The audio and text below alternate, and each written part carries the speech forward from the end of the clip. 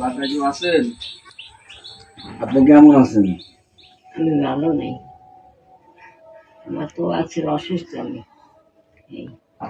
আমি তো আমার বাসা বেগর, তুমি বাড়ছে তুমি খাইছি, আমি তো খাইতে পারিনি ওষুধ করি। লাগবো এত অসহায়। তারপর স্বামী মরে আছে, এখন তো আর কোনো পথ নাই, আমার আছে দেননি। এখন তো আমি মরার না, যদি কেউ সাহায্য করতে তাহলে একটু আমি শান্তি পেয়েছি।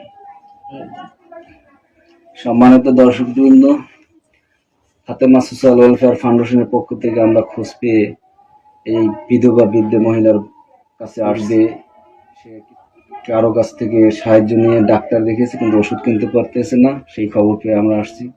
তো সম্মানিত দর্শকবৃন্দ, ফাতেমা সোশ্যাল ওয়েলফেয়ার ফাউন্ডেশনের পক্ষ থেকে তাকে কিছু সাহায্য করা হলো, সে টাকা দিয়ে কিছু ঔষধ কিনে সে যেন উপকৃত হতে পারে।